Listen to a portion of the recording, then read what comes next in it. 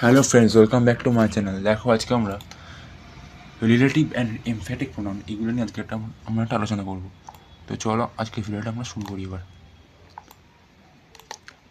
ফার্স্টেই তোমাদের কাছে আমার একটা কোশ্চেন আছে। সেই কোশ্চেনটা হচ্ছে, I myself did it, here myself, এটা কি রিফ্লেক্সিভ প্রোনাউন? কারণ আমি তোমাদের একটা ভিডিওতে বলেছিলাম, তোমাদের আমি রিফ্লেক্সিভ প্রোনাউনটা অনেকদিন আগেই করেছিলাম। তখন আমি বলেছিলাম যদি সাবজেক্ট এবং অবজেক্ট দুটোই সেম হয় তাহলে সেটা রিফ্লেক্সিভ প্রোনাউন হয়। তো এখানে তো সাবজেক্ট আর অবজেক্ট দুটোই সেম, তাই না? এটা কি রিফ্লেক্সিভ প্রোনাউন হবে? হবে না হবে না? তোমাদের কি মনে হয়? যেটা মনে হয় সেটা কমেন্ট সেকশনে জানাও। যতক্ষণ আমি তোমাদের যেটা আজকে পড়ানোর জিনিস সেটা পড়িয়ে আছি। রিফ্লেক্সিভ প্রোনাউন এর ডেফিনেশনটাকে আমরা একটু দেখে নেবো।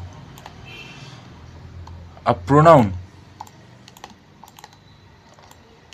pronoun ending in self or selves, such as myself, themselves, which is used as the object of a verb when the action done by the subject, when the subject and object are same person. এটা তোমাদের আমি আগেই বলেছি, তাও আজকে একটা ছোট্ট করে এটা বলছি, কারণ তার কারণ আছে।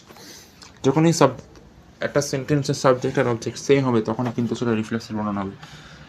যেমন you have enjoyed yourself, সেখানে ইউটা কিন্তু প্লুরাল হিসেবে ব্যবহার হয়েছে, মানে তোমরা হিসেবে ব্যবহার হয়েছে। এই যে আমি লিখে দিচ্ছি plural. Use of reflexive pronoun, reflexive pronoun কখন ইউজ হয়? Direct object of a verb, he killed himself, ভার্বের পরেই অক্টোবর অবজেক্ট চলে এসছে। Indirect object of verb, they gave the themselves, গেভের পরে কিন্তু আসেনি ভার্ব অবজেক্টটা, যেন ইনডাইরেক্ট অবজেক্ট। এটা অবজেক্ট অফ প্রিপোজিশন, তার সেন্টেন্সের স্ট্রাকচার হয় subject plus verb plus preposition plus reflexive pronoun. He spoke to himself, মানে অবজেক্ট, প্রিপোজিশন আর অবজেক্ট এর বোঝানোর চেষ্টা করা হচ্ছে। এবার আমরা যেটা দেখবো আজকে, যেটা মেন আকর্ষণ, এই এমফ্যাটিক প্রোনাউন। এমফ্যাটিক প্রোনাউন কি বস্তু চাই আজকে আমরা দেখব। এই emphatic pronoun ending in self or selves which are used emphasized are called emphatic pronoun. এখান থেকে তোমরা হয়তো বুঝতে পারোনি, বোঝানোর জন্য আমরা একটু পরে যাব। এমফ্যাটিক প্রোনাউন হচ্ছে যে সাবজেক্ট, মানে সেন্টেন্সের মধ্যে দেখা নাউনকে বা প্রোনাউনকে জোর করে, একদম জোর করে, শক্তি মারাত্মক, ওই জন্য খুব জোর করতে পারে, পাওয়ার, মারাত্মক power. Emphatic pronoun emphasized noun আর pronoun. He himself went to Canada, সে নিজেই কানাডা গিয়েছিল। এই যে নিজেই কথাটা জোর করা হচ্ছে, he himself went to Canada, he himself went to Canada, সে নিজেই কানাডা চলে গেছিল, নিজেই, ই হিমসেলফ, সে নিজেই। এই কথাটা বলার যে জোর বা ক্ষমতা, সেটাই এমফ্যাসাইজ করছে ও এমপ্যাথিক প্রোনাউন, এটাই কাজ। আফটার অবজেক্ট, অবজেক্টের পরে কিন্তু এমপ্যাথিক প্রোনাউন আছে, সেটা আমরা দেখবো এবার। এটা হলো, আচ্ছা দাঁড়া একটু ঠিক করে নিয়ে, এটা হলো। এবার দেখতে পাচ্ছি এটা after object. Sam open the door himself, Sam নিজেই দরজাটা খুলেছিল। ওপেন দ্য ডোর, এটা সাবজেক্ট, ভার্ব, অবজেক্ট, ডোর, অবজেক্টের পরেই চলে এসছে এমপ্যাথিক প্রোনাউন, নিজেই করেছে স্যাম কাজটা।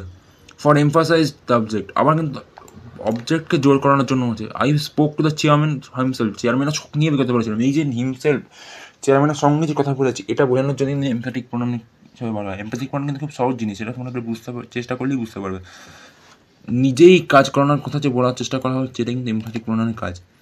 নোট, আর reflexive pronoun comes after a verb or a preposition. Reflexive pronoun কিন্তু ভার্বের বা প্রিপোজিশনের পরে আসে।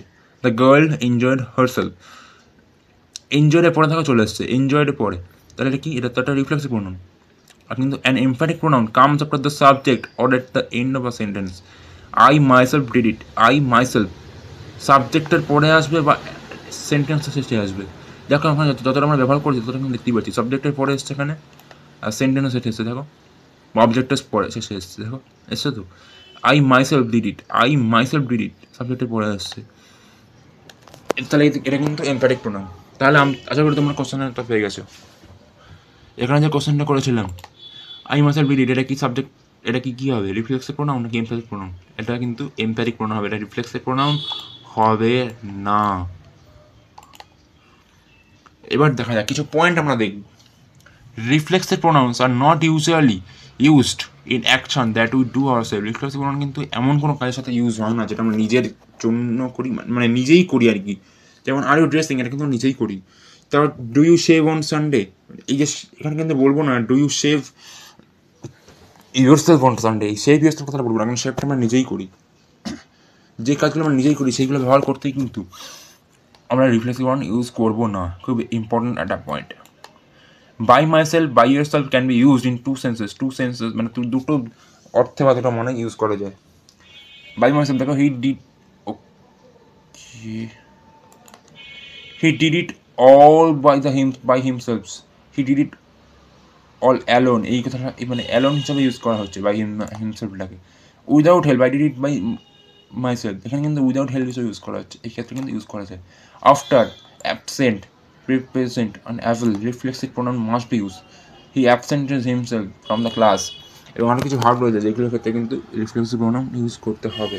হি absented himself from the class, এটা তো আমরা সেন্টেন্স পড়লেই বুঝতে পারবে।